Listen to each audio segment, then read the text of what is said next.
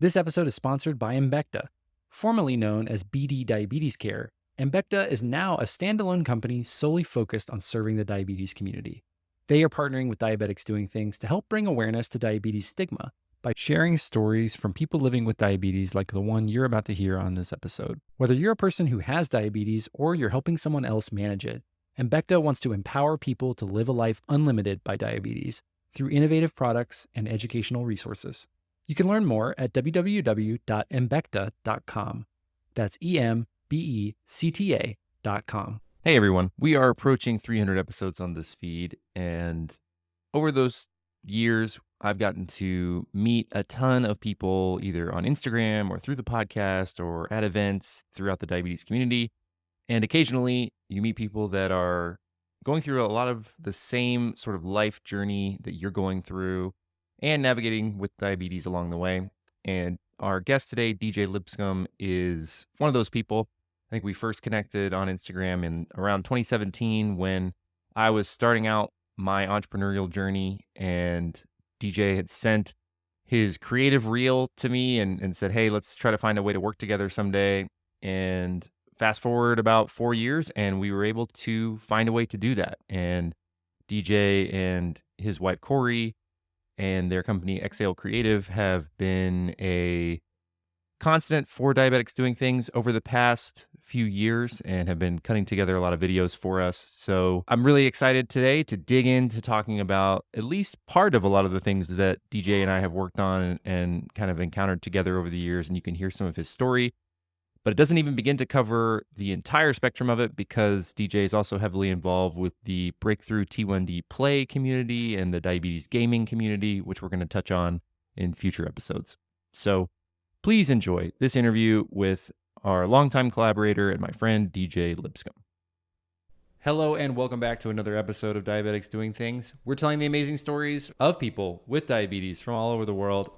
And I'm really excited for this interview because my guest has been behind the scenes at Diabetics Doing Things now for over a year. And he and I have been friends via social media for 6 or 7 years now. And we've really connected not only over diabetes, but also over entrepreneurship and creative work that we do. And we just have a very similar path in that. So DJ, I'm very excited that you are here on the show. DJ Lipscomb, you're T1D.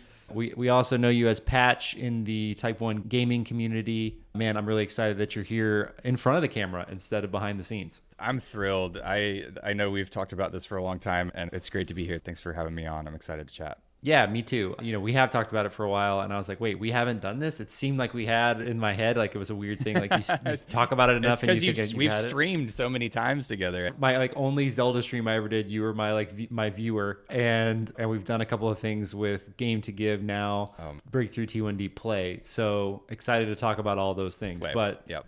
We're going to start where we always start, man. So diagnosis story. What do you remember about your diagnosis? And then what do you remember learning about diabetes from the beginning? Yeah. It's funny. I was texting my mom today because I am not a diabetic that has like my date of when I got diagnosed in my memory. Like I don't remember. I know I was in 5th grade and it was in the fall of that year.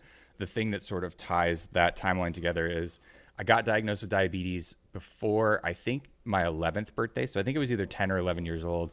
And then on my birthday of that year, my parents took us to this concert. My parents were big into Christian music at the time. So we went to see Newsboys and Third Day, if you were familiar with either. I definitely am. I think that's another thing you and I bonded on is like our childhood. I shared that first concert Instagram story recently. My first concert was Carmen in concert. So oh my gosh. Yeah, it was big Pentecostal music vibes. So I got a guitar from Third Day for my birthday that year. And I remember, well, obviously I remember getting the guitar. That's a big thing to remember. But I also remember because it was the year I got diagnosed with diabetes. So I think it was 5th grade. I remember, I have a very vivid memory about what happened. I was at school. I hadn't been feeling good for a while. I was getting headaches and nauseous. I was drinking all the time. Unfortunately, sodas, like just constantly thirsty. I had lost I want to say 50 pounds. So I weighed I want to say like as a 10 or 11-year-old, I weighed like 50 or 60 pounds, which is crazy. And my parents had noticed and they were like starting to get concerned. And like my mom even told me today, I think she and my dad had a conversation like, hey, if this continues, we probably need to like take him to the doctor or whatever.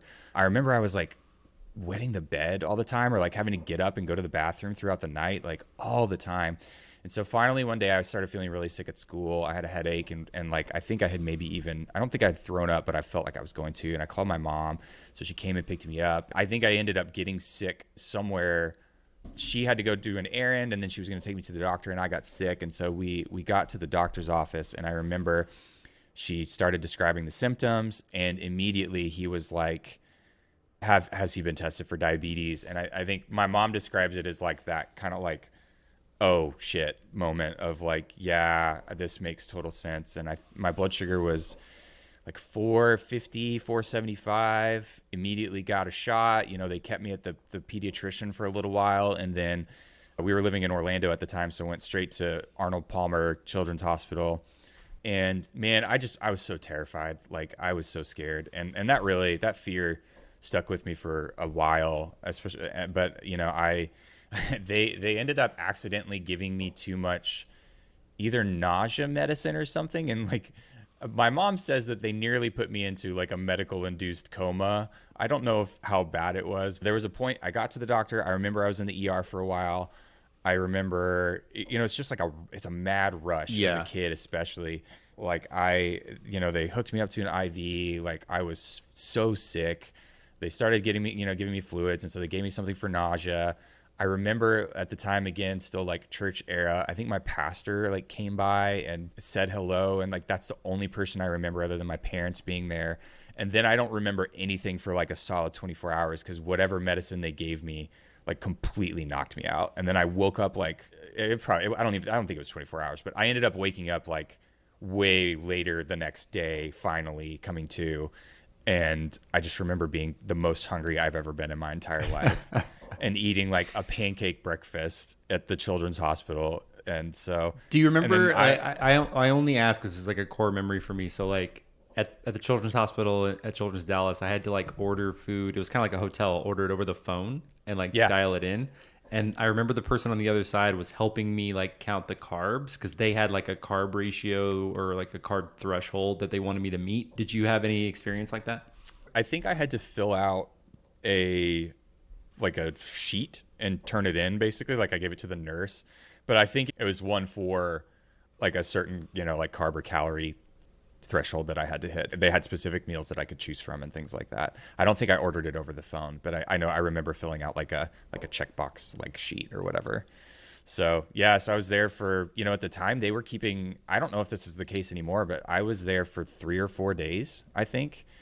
And I remember some of my friends came by and like brought me presents and stuff. And I remember in order to like leave the hospital, they were like, what are the 2 places you are the most afraid to give yourself a shot? And I was like, oh, probably like my leg and my stomach. And they were like, okay, cool. So you're going to have to do that in order to get out before you leave. And I was like, ah. So I remember that. And prior to that though, like, I don't think I really had any knowledge of diabetes. I know a friend of my parents, it was like she was probably a teenager when I knew her. I remember that she was a diabetic, but I didn't know much about it, and then I did shots for a year. My parents gave me shots for a little while when I was first diagnosed. And then I started doing it myself. And then a year after that, like I was on a pump. I immediately, as quick as I could, got on a pump, and I was on the mini med. Good Lord, what was it? I don't even remember what it was called at the time. It would have been like I'm gonna have to look it up because I don't remember. It was one of the. I'm trying to think like what year would this have been? So like this would have been 99, maybe. So because of my relationship with Medtronic, I get to go to Medtronic HQ from time to time. Yeah. And so they have that cool museum, and I know Justin did that video, and I think you helped and worked on that with him. But all of their pumps are there. So you're, I had I didn't get my first pump until 2008, and I think I had the 550 Revel, MiniMed 550 Revel. Oh, wow. So yours has probably been that same, probably 500 series. Yeah, I think it was a 508. I'm looking at it now. It was either a 508 or 506, maybe. It's interesting, like the timing, because even though you were in Orlando and I was in Dallas, and I was a little bit older than you when I was diagnosed, your time frame of like 3 to 4 days in the hospital, a year on injections before, and then switching to a pump almost immediately after, pretty consistent with mine. Like that was the sort of the threshold. They were like, yeah, you have to be on injections for a year and then we can put you on a pump. Yeah. And then Yeah. I didn't really want to, because I was playing basketball. It didn't really make sense to me, and I didn't know that much about pumps. So I resisted that for like another year or so.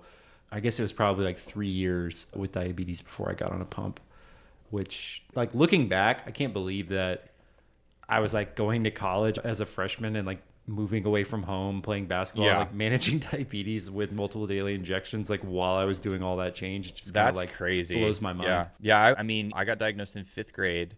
I have a really good story that could, I think, will work for one of your questions too in regards to that. But, and then I went into middle school and I changed changed schools that year or whatever, man. And I just remember I was so afraid to be apart from my parents. Like, I was terrified. And I actually, which is what's crazy, is my middle school class, I went to this tiny private Christian school in Florida for all of middle school. And 2 other people in my class had diabetes, which Wow. is wild. Because, like, I don't know anybody else in my immediate, like, surrounding right now. I don't think anybody else around me that's like my age, that's a friend of mine, that has diabetes, that's like lives where I live. Like, I have you, and I have friends like across the map that have diabetes, but like I don't have any like friends. And in fact, I don't think I did for a long time after that. So it was crazy that 2 other kids in that class had diabetes. It was also crazy because they managed their diabetes very differently than mine. Right. And very much fell into the stereotypes. I think there's a lot of stereotypes around, and even stigmas around, like how teenagers behave. But I think Yeah. especially teenagers with diabetes, I remember hearing from a lot of doctors, like, a lot of teenagers just don't take care of themselves. Like, they just don't care. Like, they don't want people to know that they have diabetes and things like that. And that was never something, like, I've never really cared if people knew that I was a diabetic. Like, I wear my pump visible all the time. Like, you can see my pump all the time. It's never hidden. In fact, to the point where people were always like, why are you carrying a beeper? And I was like, it's not a beeper. But I just never cared about that. But I remember thinking these 2 other kids in my class, like, one of them was a girl and one was a boy, and they just didn't care. Like, they would pretty frequently be way out of range and had been in DKA multiple times and had like gone too low and things like that. And I just could never understand that. Like, I never understood why you wouldn't want to take care of yourself, even though it is hard. But it was interesting being a year into my experience, going to school and being just absolutely terrified out of my mind for a while, probably for like the first, couple of months. And then once I finally got my footing, I felt better. But then to watch like 2 other people in my class just be like doing things so completely different than I did was really interesting. That's really interesting, because for me it was very similar. I went to a small school. There were a couple of kids who weren't, one of them was still at the school, but one of them was still around. It was a similar like Christian school attached to the church, and we were involved in both. So like there's a little bit of like crossover there. So I think there were total 4 kids with type 1 who were in that community. And we all did manage it very differently. There was one guy who was a little bit older, and he and I had lunch a couple years ago as well. It's still at least mutuals and childhood friends or what have you. And he like uses regular and like multiple daily injections and is like happy as a clam. Like he and his doctor just have it dialed in. And for him, it helps like for him regulate his diet, because he's he tries to eat really low carb as well. Just it's easier for him or what have you. And then there were these twins that had type 1, or I don't know if they were twins, but they were like, very close in age, brother and sister. And they had like the surgical like insulin pump port on one of them. And so like I thought that was like standard. And so that was kind of like not misinformation, but it was just like wasn't the complete information for me. So I was like very anti-pump because that was the only experience I had at the time. But, I think 2 things I want to touch on before we move on is like the thing that I say a lot on the podcast, and I say a lot to parents, is we got to remember being a teenager is hard, whether you have diabetes or not. And is it as simple as teenagers don't take care of themselves, or is it just like their hormones are so crazy that they think they're invincible, and that's just part of like being young and growing and like crazy? Your hormones wake up at crazy levels at different times, and you say stuff that you don't know anything about, and you just are like, your blood is gasoline, so you throw gasoline, you throw diabetes into that, and it's like, okay, well, it's not so much that the diabetes is out of control. It's just that you're out of control as a human because you're a kid. So, and then on the other side, like the bell curve of A1Cs is for people who live with diabetes their entire life is highest when you're a teenager.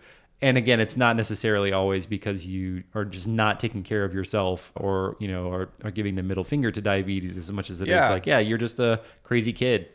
When you still we still experience that today. I think we were texting about this like a week or two ago. It's like it is mind-boggling to me that in the morning I can wake up at 100 after like a perfectly flat night, do absolutely nothing, not eat anything, just drink water, and maybe I've been adding. I told you, like, I've been doing lion's mane in the morning, and all of a sudden I'll be 140, which again is still in range, but it's like, that's just my body. Like, that's just hormones as an adult or whatever left over from the night before that suddenly decides to make an appearance the next morning. It's so crazy how like the smallest things make such a huge impact on our blood sugar. Well, it's also, and I've been trying to make sense of this over the past few years. You know this about me, and probably better than most, like, because you're so dialed into the podcast. But like your body, everybody's body does that. Your body's just waking itself up. So your core temperature goes up, your cortisol and your adrenaline go up to wake you up and get your day started. And so, if you don't have a functioning pancreas, you're going to have some blood sugar responses to that. And because of the pump systems and the algorithms and the delays of data for CGM, it's not exactly perfect. Like you said, 140, is not a number that you're really concerned about. But if you're going with doing nothing, like no carbs or anything, like from 100 to 140, you're like, okay, well, like that's kind of frustrating. And then if you overcorrected for that, then you're low, and it's like now you're chasing, and the day hasn't even really started. So just a challenge again with like diabetes and all these things I'm trying to do now. Like you're talking about lion's mane. Like I'm trying to make sure my sleep and my hydration are dialed in. Sleep, hydration, movement. If I can keep those at a consistent level, almost everything else gets easier for me. But it's not the same for everybody. I think we've been really working on that too. Like we got up and went on a walk today. It was like first thing, like woke up before we did anything else. We went on a walk, and we're trying to get in a better habit of just. I think a lot of people, the movement thing is so interesting and a rabbit trail of its own. But I think a lot of people get hyper focused on, oh, I need to be at the gym, I need to do this, which those are all good decisions to make. But like just movement, like 10, 15 minutes of movement a day, it makes such a big difference just in general for your body, but especially with people with diabetes, like helping kind of keep things leveled out and just make your body feel good. So, well, and I think I probably need to pull it up in Notion so that I don't butcher the study, but we did an ADA podcast, and we're talking about the actual data. Let's see, poster session links. There it is. Shout out Notion for keeping me organized, at least, or the second brain app. But like, was the quality of exercise for glucose control. A study on, in type 1 diabetes, meta-analysis, variable glucose response to exercise based on intensity. So you're talking about going to the gym, doing some like CrossFit or high intensity workout versus just getting up and walking around. Or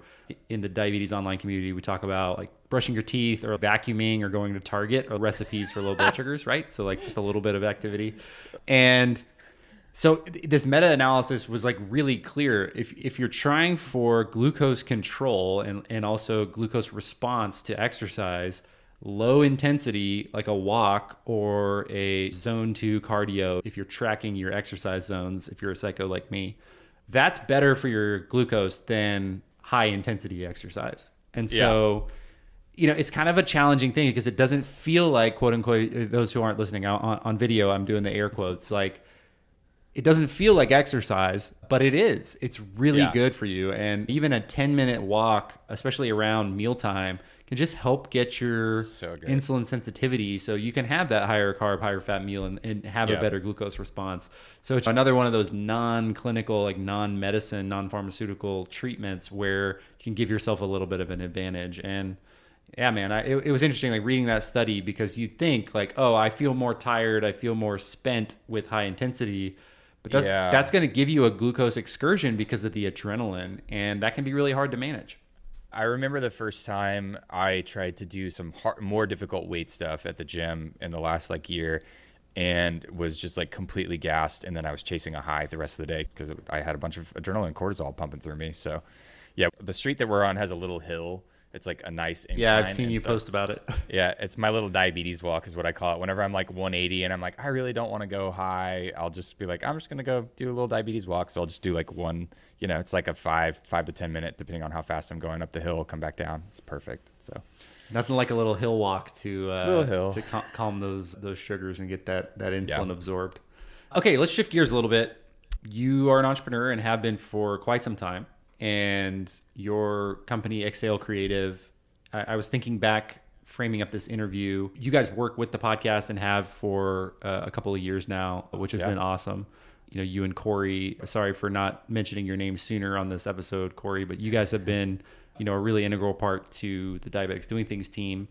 I haven't gone back and verified this, but I was thinking about our first conversations was definitely in the early days of recreation and Diabetics Doing Things. And I was maybe sharing some agency stuff, and you were like, hey, I'm a DP and a producer and a videographer, and I run my own shop. And you kind of sent me a creative reel, and you were working on a couple of cool little artsy projects and also like commercial projects. And I was like, oh, I bet this guy knows exactly what I'm going through right now, which is like setting up health insurance, trying to figure out how to make money and enough money to cover everything every month, and starting a new company and doing new business outreach and all this other stuff. So right off the bat, I just remember, I bet this guy knows way more about my day-to-day life than the average person with diabetes. So I don't know, how did you, starting Exhale Creative, like your life as an entrepreneur, how did you get started in that? And how did you know that was something that you really wanted to pursue? Yeah, my professional career is it's bizarre. The history is very strange because I started working for my dad. My dad was an artist manager in the Christian music space up until the time. Well, the weird rabbit trail there is that he was in the golf course management business, which is really funny that we live in Pinehurst now. And that you got diagnosed at Arnold Palmer Hospital, which I also tracked. Yeah. So he worked in golf course management. He was like pretty high up, and at some point he just like decided, I want to be out of this business and I want to be an artist manager in Christian music of all the things. So, and I had started playing guitar right before I got diagnosed. And so I worked with him for a long time when I was a teenager. I worked at his business up until he passed away in 2009. Anyway, so I worked with him at his business and was also playing guitar. So I ended up touring professionally, getting paid to play guitar by the time I was 18. So I had started doing that, and I was learning all the business side of the music business. So I did that even after he passed away. And when he passed away, I ended up getting a job at a record label, started doing marketing. So I got at the time, like they literally called it a digital marketing because it was separate at the time. Right. There was the advertising part of the business and the traditional marketing part of the business, and there was the digital marketing. And so there were two different teams at the time. I worked there for a long time. And I think what happened is in between the time I started a corporate job, I had already been on the road. I got to play for an artist that was doing an arena tour. So I was like living on a tour bus. Do we need to drop the artist name? Stephen Curtis Chapman? Stephen Curtis Chapman, yeah.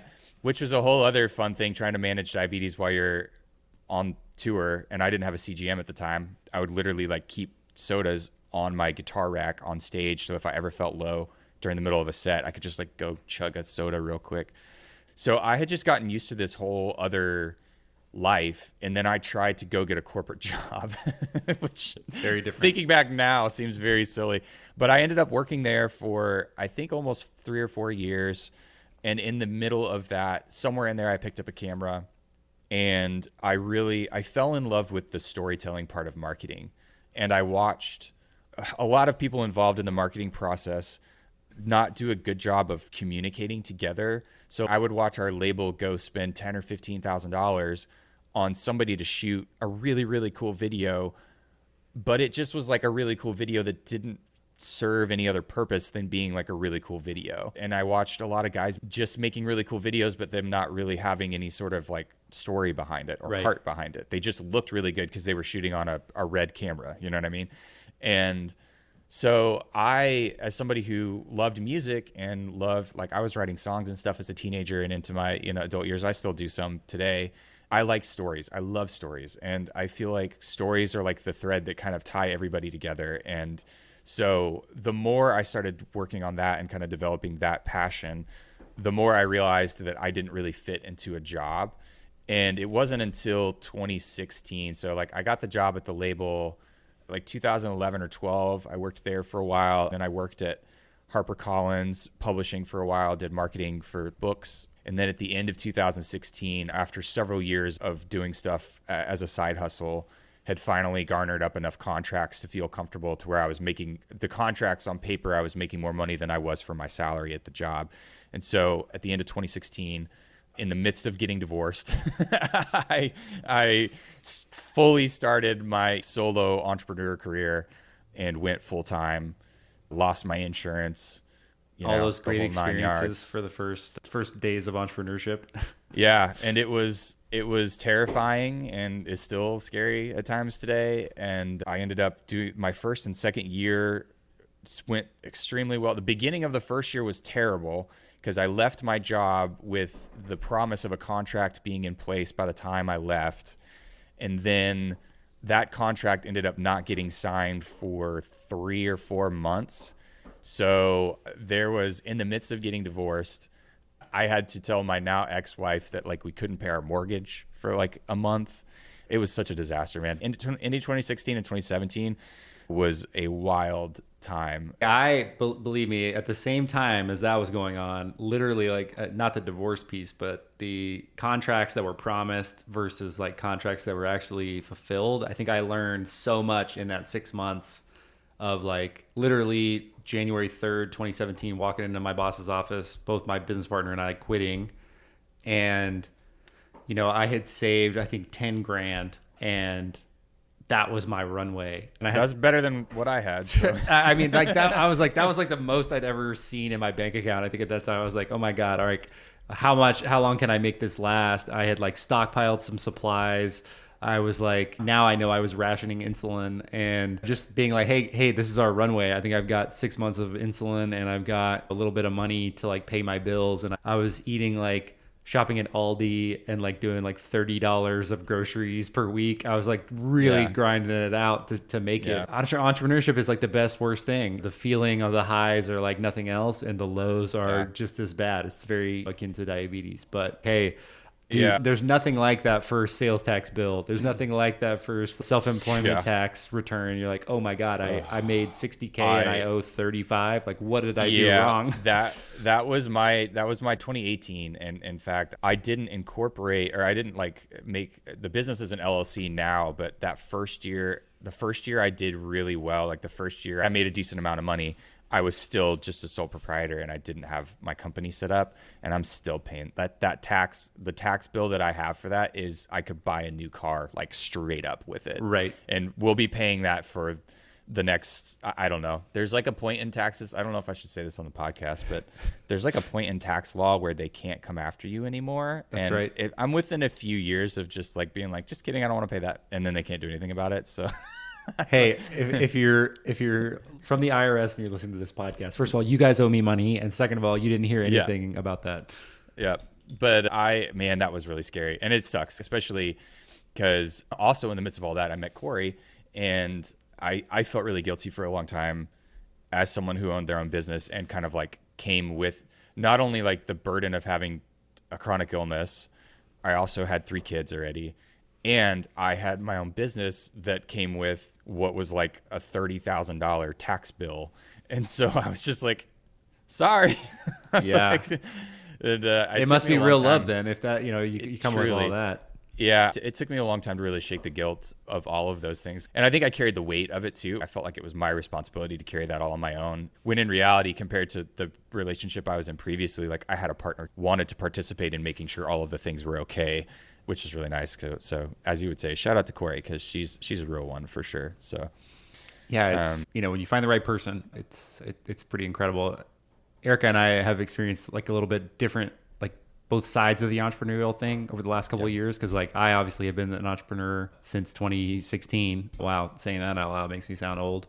But she got laid off in early 2023 and had to become a entrepreneur on her own as a contractor, kind of doing freelance gigs, and now is back working full time. But I don't know, it was letting her avoid a lot of the mistakes I made early on, and like, have somebody, I don't know, you and I were talking before we started hitting record about other business ideas and like people that we knew that had already done that. And I think that's one of the things I wouldn't do it any other way. Like, I have no regrets about being an entrepreneur, but talking with people who have done it and getting advice from people like we're talking about. That 2017 tax bill for me was $38,000 on 65K take home. So like, you do the math there. That's not a whole lot of money, and it could have been avoided if I had done things a little bit differently. And so, you live and learn. But there's a reason that like most businesses fail, because it's really hard, and there's all this stuff that you just don't know about when you're going into it.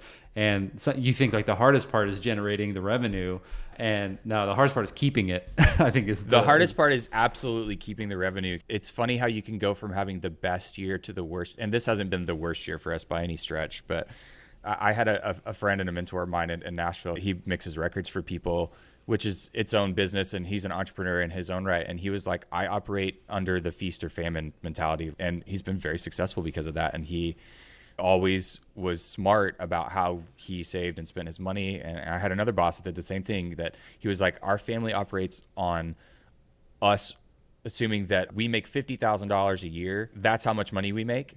Everything else I put somewhere else, and we don't touch it. And I've always really struggled to do that. And especially, adding in the diabetes portion of it, because I haven't had insurance since 2018. And I remember actually one of the first conversations you and I had was I reached out to you about insurance because I think you had just gotten insurance set up for recreation. And I think I actually talked to your insurance person because I was trying to figure out if there was a possibility for me to, now once I had established my LLC, if there was like a possibility for me to have insurance as well. And it was just, since it was just me at the time, it wasn't cheaper for me to do it that way versus going through the marketplace. I mean, we still don't have insurance. I haven't had insurance since then. It's crazy. It's such a shame, right? Because, Erica's going through, she's working at a big company now. And so one of the benefits of working in a big corporate America enterprise is they have more employees, so they can negotiate insurance coverage rates better for their employees. And early on, we didn't have insurance until year two, till 2018, I think, for recreation. But we always had more than just myself and Sterling, my business partner. And so when you get into a group, you got to have like a couple employees to meet that threshold. Yeah. And one of my really close friends owns a similar agency, and they're up to about 60 employees now. And even they don't have enough employees to really get the great deals. And so every year your insurance premium goes up and the insurance company gives you less coverage. And so, we've had insurance, but I never feel good about signing that renewal because it's like, oh, great. Now I was pretty open recently about the insulin that really works for me, Fiasp, isn't covered by my insurance. And they want me to take another name brand, Lumjev, but my body doesn't respond well to that. My doctor's written letters and they still don't want to cover it. So it's like, operating off of coupons. And so it's like, well, what am I paying for this for? And I just hate deals like that. Cause like as an entrepreneur, you want to have good business savvy, and it's just bad business, it seems like, but you got to do it. My hot take is insurance in the United States is a scam. And is that even a hot take at this point? I don't think so. But I mean, like as someone with diabetes who hasn't had insurance, the only thing that scares me about not having insurance at this point is like if something like really bad happened. Right. Of course. But even then, like I watched my dad, go through cancer, and like the medical bills that my parents racked up because of that, it was like, what was the point, man? Like you could have probably negotiated better with the hospital to get those bills down than having to deal with insurance. And the amount of time that I spent on the phone when I did have insurance, still fighting with what was being covered. Like, I'm so sorry, Medtronic, because like I know that there's like a $230 bill on my Medtronic account from 2017 where my insurance told me that they were going to get this filled before it ran out at my company, and then they didn't. And so I got hit with the bill for it, and I'm like, I'm not going to pay for that. And when I moved here, I had really good insurance here for like the first year, and then actually got hit with a tax credit because I made too much money the next year, and they didn't like that. So then I got penalized for it, which is a whole other dumb thing. But I had to go through like a third-party prescription instead of going directly to MiniMed and Medtronic. And so they were a huge pain to deal with. And so now I'm like, I have a couple of people that I got connected with that I've bought sensor supplies on eBay from. There's a great nonprofit called the Embrace Movement that's based out of Arizona that I actually just got a box from them a couple of days ago, and they'll send me like a 3-month supply from here and there. Stacy Sims here in North Carolina got me connected to the like T1D Facebook group. Bunch of people are always pretty quick to share stuff on there.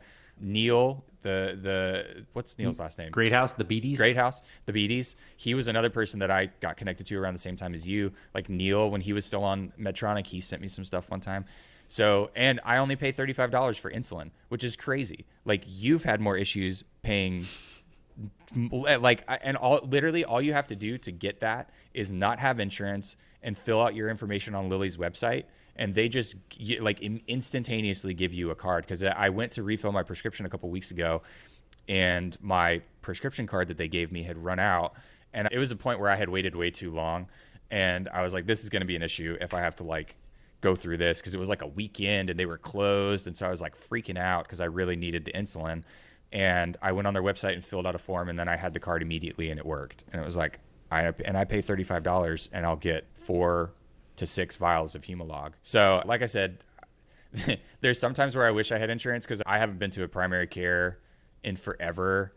I spend probably about $200 a visit for my endo appointments, which end up being like twice a year. So like $400 all in. So I'm probably still maybe $2,000 to $3,000 out of pocket a year for diabetes stuff. But honestly, like the only time that I wasn't paying that much was when I worked for HarperCollins, which is News Corp. And so like we paid nothing for insurance. They covered everything. That was the only time that I think my out-of-pocket maximum on that insurance plan was like $500. And so from there, they covered everything. So, you know, it's like those are the perks of, you know, the big corporate job, right? Yeah. So I think now I'm just like, as scary as it is sometimes, and it's frustrating because I wanted to move to an endocrinologist that was closer to me because mine is currently almost an hour away. And nobody here will take cash patients. They will only take you if you're insurance, which is crazy. Like, I'm giving you money. Like, why won't you just take my money? And it's because the insurance companies give them more money than cash patients do. It's a big old scam. I feel like they try to make you more scared about it, and it's actually not as scary as it is. I think I initially was like really nervous about having my own business and not having insurance. And like the first year it was really scary. And then I watched how little money I was actually spending out of pocket. And I was like, well, you know. Yeah, because I mean, I'll be honest with you, like transparently, and this is not an ad for recreation necessarily, but we pay 100% of our employee health premiums because we've got to compete for talent. And it's important to me, you know, we're trying to design the agency that Sterling and I would want to work at. And an important thing for me is having insurance coverage because I'm a person with diabetes and a chronic illness. And when I'm evaluating job opportunities, that's a point in the right direction. And so we pay whatever $650 a month for every single one of our employees. So when you're talking about like the cost, so at the end of the year, even if they don't use anything, you know, it's almost $7,000. And so, or more than that, I guess. So that's per employee too. That's crazy. Right. So right off the bat, that's what I'm doing. And then Dexcom just released the Stelo CGM that you don't have to have a prescription for. 2 of them a month is like $150, which is, again, no disrespect to my MiniMed 780G and Guardian sensors, but that's less money for the Stelo over the counter than my Guardians cost with my insurance. So you start to look at those numbers and you're like, all right, well, I can get a CGM without insurance for this amount of money. There are some risks, obviously, but there's risks with insurance as well. Like some people's insurance deductibles are like $15,000. And so you're still going to be on the hook for that on these high deductible, low premium plans. So I think you said it earlier as a hot take. I don't think it's a hot take that we have the most expensive healthcare, we have the most advanced healthcare, and we have the sickest population. And that's because we're just incentivizing the wrong things. Yeah, I mean, I could go on a whole. That's not what this podcast is about. But because of this, I'm digging into like health insurance experts and content creators who create content about health insurance to come on the podcast and help people navigate it, because I really do believe that a lot of these systems, they just weaponize boredom and weaponize having to be on hold for an hour and having to go advocate for yourself because people, you know, they'll just opt out. They won't do anything about it. That's what I found is like a majority of the time I got what I wanted if I persevered. I always had to like psych myself up because I knew it's like when you call the IRS, it's like I know my half of my day is gone. I always end up picking a day to deal with tax stuff because I'm like, well, that's half of my day. It's just what it is. And the same was with insurance. When I like had to deal with it, I knew it was going to be 2-3 hours of my time just gone. And to probably end up having to have another conversation soon after because it still would be wrong. It's so frustrating. I guess the positive side of it is like if you're listening and you don't have insurance, I have found as a diabetic, and I say this in knowing my place of privilege, I'm still able to afford the things that I can, like $35 a month or whatever you're spending on for how many times you're getting your prescription filled. You know, sometimes that's a big deal for people. Thankfully, it hasn't been a big deal for me, and spending $100-$200 here and there on supplies hasn't been that big of a deal. But there's a really great community of people who are supporting people who can't get supplies. I think Laura from Just My Type, she shares a lot of stuff on her socials as well when people are giving things away. And so it doesn't have to be scary. I would say it honestly probably takes less work than dealing with insurance sometimes. But once you kind of know where those little pockets of people are, like when I figured out if you search on eBay for Medtronic oval tape that says read the description, and then it says, oh, it also includes these things. There's ways to get your stuff. People are finding ways around the system. And I've been able to stay on my 780 because of that. Otherwise, like I couldn't afford it. There's no way. It's so expensive. It's absolutely insane that it's without insurance. It was like $500 or $600 for a box of 5 sensors. It's crazy. Like who can afford? Nobody can afford that. Yeah, that's like that's for 5 sensors. That's basically a month, a little over a month of sensors. And you know, and that doesn't even include like the out-of-pocket cost for the technology. Like it's like a small car for insulin pumps. I know there's some new insulin pumps as well. Like that the sticker price on them is $6-7 grand. I will say, so my 6, what was before the 7 series? What was it, 670 or 680? Yeah. So because I had that before I moved to the 770 and then upgraded to the 780, but that one just randomly died on me for some reason. And I seriously considered moving to a Dexcom Omnipod, but when I went to price it out, like I couldn't afford it. Neither of those companies had insurance-free options. They had a kind of a cash price discount, but I was looking at spending over $1,000 a month on pods and Dexcom sensors. And so I will say a big reason why I stuck with Medtronic was because they offered a payment plan for their 780. The Medtronic Assurance Program. And so I think I spend $177 a month, which again, I know for some people that's still more than you can spend. But for me, it was like I can afford that per month. In the 780G system, you know, we're 780G boys. Like this system has changed my life. Like it's insane how great it is. And everybody has their own experiences and things like that, but man, oh man, do I love it. I love it so much. I'm thankful that they offered that program because otherwise I think I would have maybe not had to get another pump. And I can't imagine now, like I can't imagine not being on a CGM and a pump that work together. Like it seems so crazy and scary, honestly. Like even that 2-hour window when I'm not wearing my sensor, or if I accidentally change my sensor and it ends at like 8 at night and I'm like, no way am I going to try to get a new sensor up before I go to bed. Like Corey hates it when I go to bed at night without a sensor. It's like the scariest night of my sleep. I'm like, I did this for like 20 years. Oh my gosh, I know.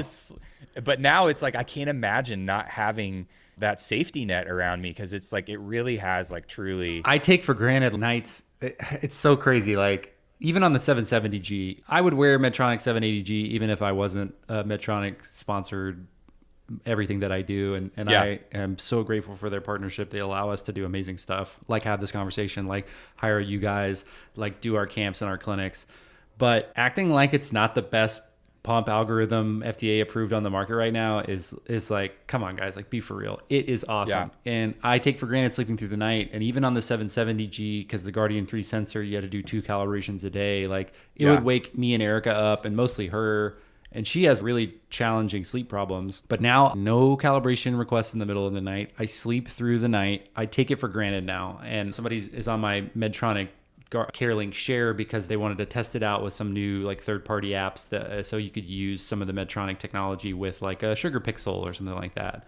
Yeah. And they're like, oh, don't worry, I'm not going to like judge your A1C or your time in range. I was like, you can judge it all you want. It's like 85%. And like, like I don't think about it at all. Like, so the MiniVet 780G is an unbelievable piece of technology. I'm curious what mine has been for the last 30 days. Let's see. Not to even, because I even know that because I checked my Insights emails. I was trying to log into that CareLink thing. Oh. And the My Insights emails give you that every month. And I don't even think I get those. I should set those up. yeah, they're super easy. Last 30 days, 90% in range.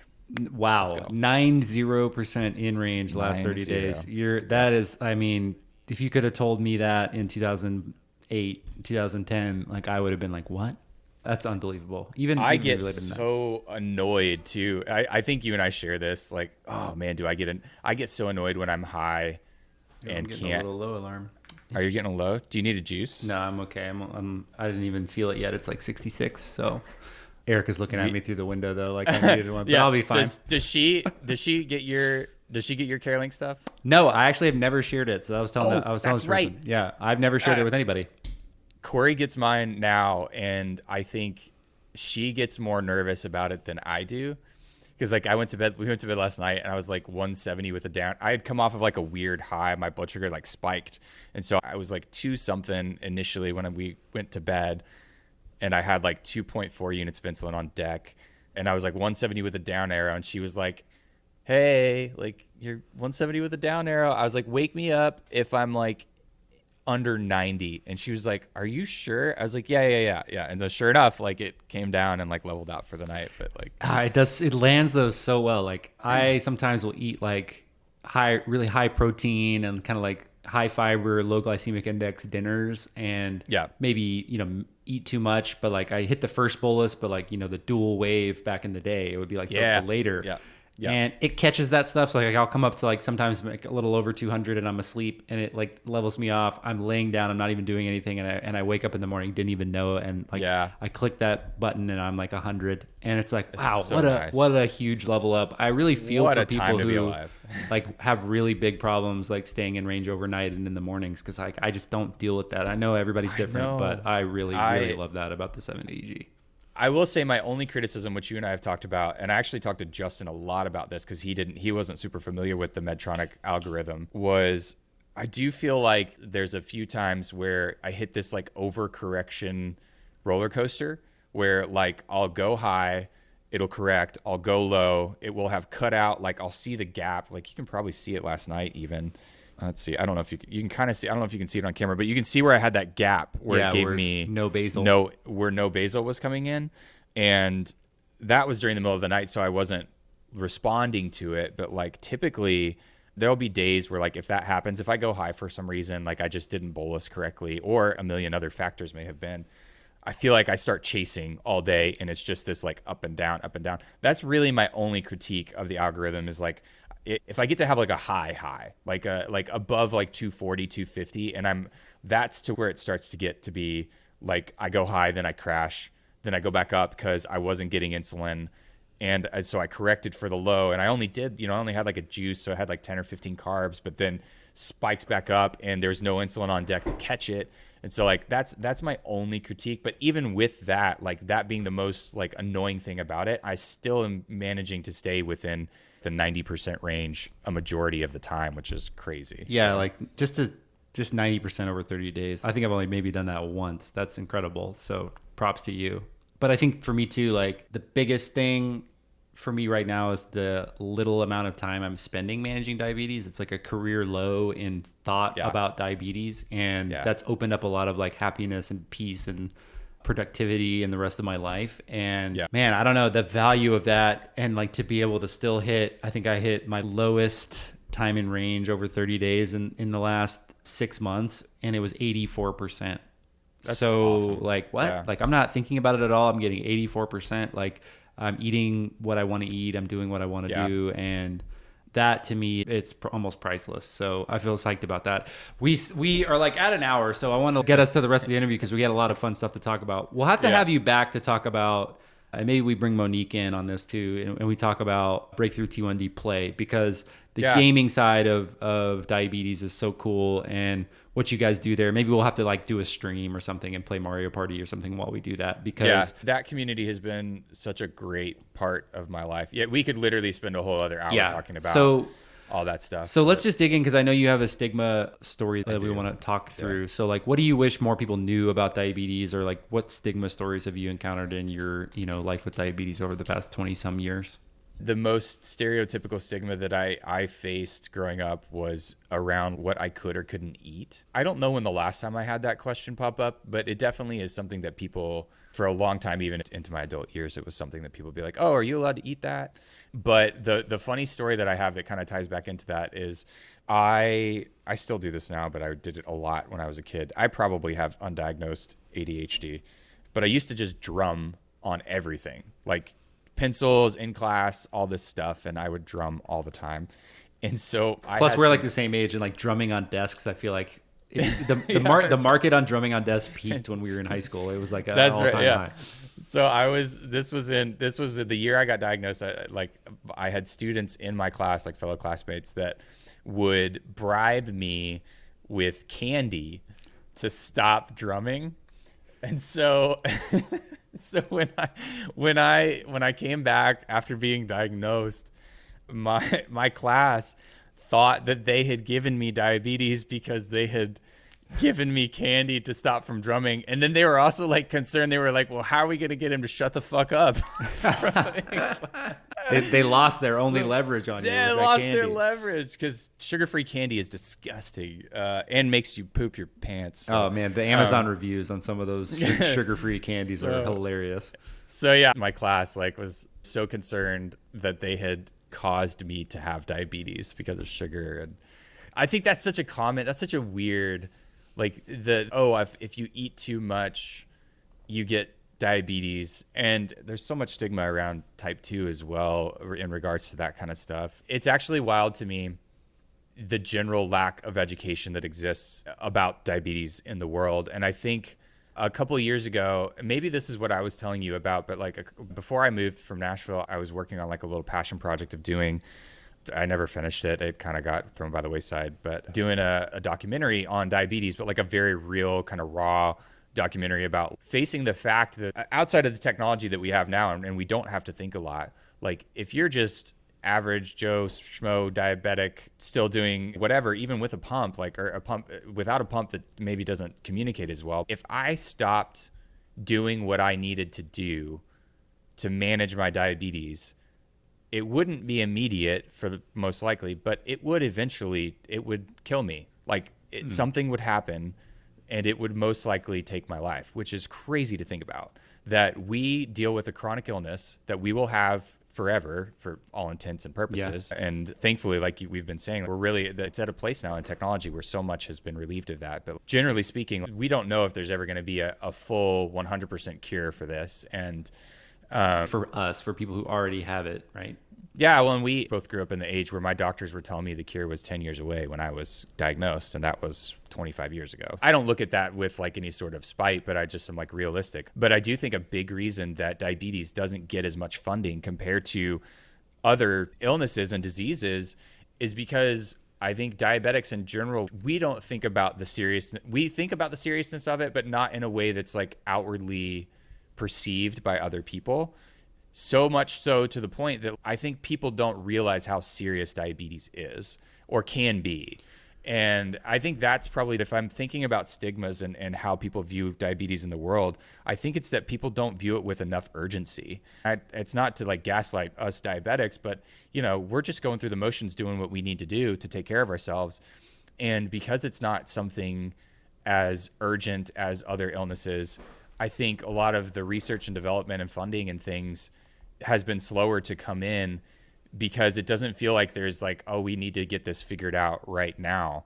But it's the idea, if there's a day in the future where I fully don't have to think about this anymore and I can eat a bowl of ice cream without being concerned as to going high later or going and doing something outside and not having to think about how many juices I have in my everyday carry with me.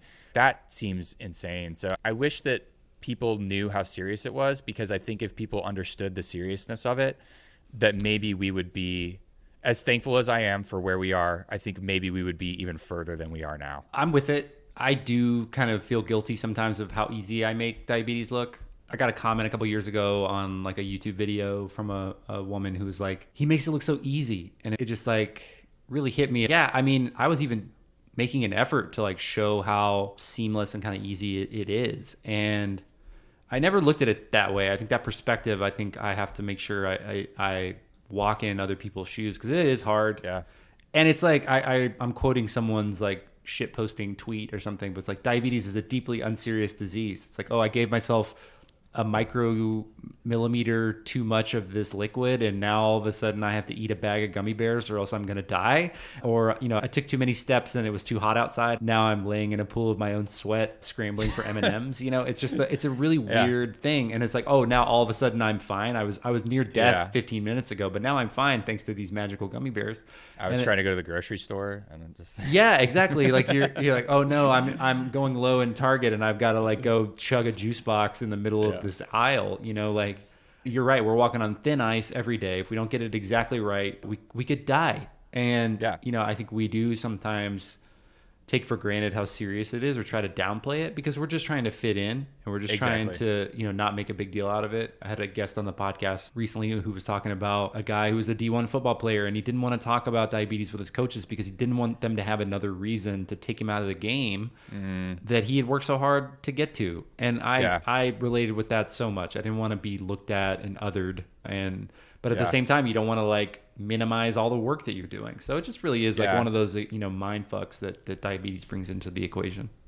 I'm so thankful that we are at a place, and again, the whole other access conversation comes into play, because not everybody has access to what we are using, but it is definitely the closest I've ever felt to not thinking like I have to think about it. But even, and I think that's what makes the moments where I do have to think about it that much more frustrating, because I'll get to that point where my systems, my pump and everything's working really well. I have a good site. I have a sensor that's accurate, and I can spend a week like not even having to check my blood. And then, you know, God, you have a relief day on the fingers is so nice. and then you have a day where your site goes bad, your sensor's bleeding and it's not, you know, won't calibrate, and you're having to change everything all at once. And you're just like, this is so annoying. The back and forth, I think, is crazy. And I think we need to give ourselves more credit for how much work, even when we're not thinking about it. The breakthrough people recently, I think, had a question or something came up on one of their streams where they were talking about like, how many decisions throughout the day are you making, whether like passively or intentionally? What are decisions that you're making, or how are they impacted by diabetes? And it's like, really, every decision I make, to a certain extent, somewhere in the like 3 or 4 check boxes is like, do I have juice with me, or is this going to impact, you know what I mean? So it really is something like that we're thinking about 24/7, 365 days a year, even with the best technology. Well said. Well said. DJ, man, it was great to have you on the pod. I can't believe we didn't do this sooner. I know, and I know we could chit chat for hours, but I appreciate it. We're thankfully getting ahead of schedule on the editorial calendar. You know, shout out to Ashley and Laura for keeping me on track there. But I'd love to have a specialized gaming episode, because that community really is, I still think, one of the best kept secrets in diabetes, and it's just been such a joy to stream. I've got my capture card now, so I just need to get off my butt and start streaming again. The last like 2 weeks. So dude, well, all right, well, again, we're telling truths on this podcast. So I checked my stats the other day. I've logged 155 hours of Tears of the Kingdom in 2024. And I still am only 47% complete with the full game. So like, there's so much work to do. I was telling Erica that. She's like, oh my God, like, are you going to finish it all? I was like, no, probably not, but a lot of little side quests to get on. This might be cut from the podcast, but I just need to say that, like I went from having spent like 30 to 40 hours, and then like I dove back in just like full abandoned, and boy, oh boy, I'm so in love with that game. It's a great game. Just the best time in Hyrule Kingdom. So yeah, peace be with you on your journey through fighting the Demon King. Lots of times to log in the depths for sure. All right, we'll see you next time, DJ. Okay, sounds good.